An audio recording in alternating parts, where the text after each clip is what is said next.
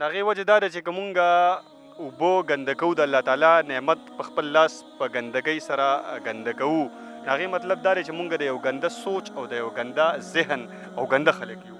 همدغه شان ما داسې ځایونه هم لیدلي دي، د نیر په غاړه باندې داسې کورونه هم ما لیدلي دي، حجرې مې لیدلي دي چې هغې کله کور را صفا کي، د کور چې هغه څونه ګندګي وي هغې له روره نیر ته یې پایپ ورکړی وي نو هغې ته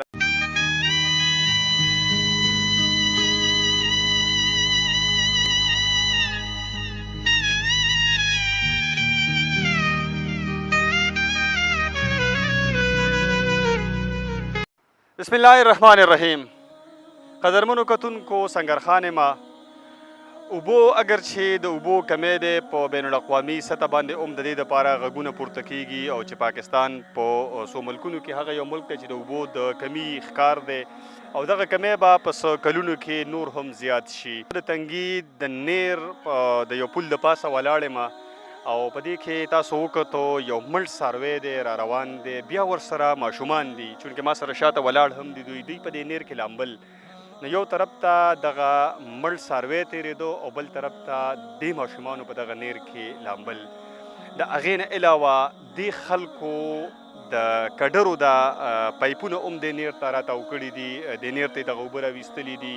د هغې نه علاوه که څاروی مړ شي نو هغه هم دوی دې نیر ته راغورځوي. د هغې نه علاوه که فرض که نوره څه ګندګي وي بل څه وي خو چې څومره هم ګندګي وي او دې خلکو ته ځای نه میلاویږي او د چا هم کور یا دکان د دې نیر په غاړه باندې هغه دې نیر ته راوغورځوي او بیا دا روان وي. نو لږ په انسان کې خپل یو احساس هم پکار دی. دا روانې اوبه دي، دې باندې به څوک به په دې باندې مونځونه کوي او اودسونه به پرې کوي، څوک به دا نور استعمال لپاره راولي. نو پکار دا دی چې کم ګندګي تاسو جوړه کوئ یا کم ګندګي په یو ځای کې جوړه شوې وي دا د ټیمې والا کار د هغوی به اوچتوي. تاسو له نه دي پکار چې دا نیر ته وغورځوئ او دغه چې کوم د الله تعالی دا نعمت دی هغه تاسو په دغه د خپل لاسه چې کومه ګندګي پیدا کړې ده یا د خپل لاسه چې کومه ګندګي دې ته ورغورځوئ نو دا تاسو یو جرم کوئ، ګناه ده. دغه د الله تعالی چې کوم نعمت دی دغه هم د دې سره تاسو ګنده کوئ او خلک هم د دې اوبو د دې نعمت نه محرومه کوئ. د تنګي نیر په یو وخت کې د دې اوبو زما د یادو خبره ده چې د دې نیر اوبه به خلکو څکلې، د نیر نه به هغوی په ګیلاس کې په جامونو کې اوبه راخیستلې او دا اوبه به یې څکلې. نن دا اوبو تاسو وګورئ په دې کې د ماشومانو لامبل خو ما ته ډېر غټ تشویش وشو. هغې وجه دا ده چې کډرې هم دې ته خلکو راوویستلې، د هغې نه علاوه چې څه قسمه ګندګي ده نو هغه دې نیر ته خلک راغورځوي. دغه مړ څاروی ستاسو د وړاندې دی چې دغه تاسو وکتل که چېرته کې کم دوکاندار د نیر په غاړه باندې مړه چرګان هم دې ته راغورځوي. نو پکار دا ده چې هر انسان له پکار دا دی چې د دې دا کم دا وایلیشن کوي، دا کم دا جرم کوي د دې نه لاس راونغاړي او چې دا کومه قومي دا د الله تعالی چې کوم دا نعمت دی د اوبو په شکل کې دا ګنده نه کړی شي. دا د هر انسان ذمهواري ده او بیا مونږ مسلمانان یو د مسلمان خو دا ډېره غټه ذمهواري جوړیږي چې هغوی د دې خیال وساتي او کم از کم که خیال یې نشي ساتلی نو بیا دې په خپل لاس چې کومه ګندګي پیدا کړې ده په هغه ګندګۍ باندې د اوبو ګنده کوي نه. السلام علیکم. وعلیکم السلام. څه نوم دی ورور؟ زما جی ابراهیم.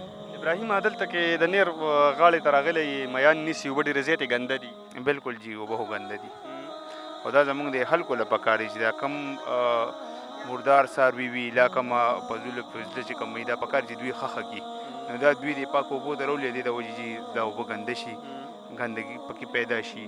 هم زموږ دا ماشومان او دا چې کوم دي دوی پکې بیا لام دي. هم د دې د وجې د دنیا قسمه بیمارۍ لګي او بیا په لکونو روپۍ به والدین لګوي خو هغه نه ټیک کېږي. ټیک ده ابراهیم، څنګه حکومت له انتظامیې له د دې خلکو خلاف اکشن نه دی اخیستل پکار چې کم د خلکو دا څاروي راغورځوي دې اوبو ته یا نورې کومې ګندګیانې ورته راغورځوي؟ زموږ حکومت خو یاره چا پسې به ګرځي. لومړنی مونږ له پکار چې مونږ په خپله ځان ټیک کړو ځکه چې مونږ په خپله نه یو ټیک شوي نو حکومت خو به یو کس د ګریوانه نه شي نیوی. مونږ له پکار چې مونږ په خپله هر څه مونږ له په خپل احساس پکار مونږ سره په خپل احساس پکار دی. بالکل ټیک ده. د هغې وجه دا ده چې که مونږ اوبو ګنده کوو د الله تعالی نعمت په خپل لاس په ګندګۍ سره ګنده کوو د هغې مطلب دا دی چې مونږ د یو ګنده سوچ او د یو ګنده ذهن او ګنده خلک یو. همدغه شان دی. تاسو ګوره سیند ته وګورئ لکه هغوی ته څومره د اوبو تکلیفات دي او موږ له خدای پاک دومره په موږ رحم کړی په خیبر پښتونخوا باندې هر یو شیز پکې اویلیبل دي خو موږ له دې قدر پکار دی زموږ مشران له پکار دی چې یار دا کم مردار شیزونه دي دا پکار چې اوبو ته نه راوړي ځکه چې دا استعمالیږي خو دوی سره خو دا قدر نشته یو هغوی راشه په زموږ د کور وځه او بیخي وځه. ګلابه څه نوم دی دی؟ زما جلال شاه نوم دی. جلال شاه په دې اوبو کې ګنده دي ډېر تاره ګندګي په خپله باندې ولیدله ستا خوا ته مړ څاروی تېرېده بیا دې هم پکې لامبل دا ولې تاسو څه مجبوري وه چې په ګنده اوبو کې لامبئ؟ دا مونږه ګرمي وه مونږ رالو خو لکه مونږ ته پته نه وه پیله نه دا صفا وې هغې نه بعد کې بس چا دې ته دا څاروي راغورځولې دي. خو نن نه ده که نه په دې کې خو نور کله هم داسې ګندګي روانې تا په نو د دې څاروي نه علاوه نور ورځو کې په دې کې څه ګندګي لیدلې ده؟ یاره لیدلې خو همدا خو لکه څه دي لیدلي؟ چرګانو داسې دوکاندار له مردار شوي نه دا راغورځولي پکې نور پکې څه؟ نور پکې دا ګټرو مټرو دا هر څه را روان وي. قربانو ورځو کې پکې څه لیدلي؟ بس دغه پړپوس او دا لرې مري دغه ګندګي دا په دې کې را رواني او بیا پکې تاسو لامبئ هم؟ بس لامبو خو ګرمۍ د وجې که نه ټیک ده.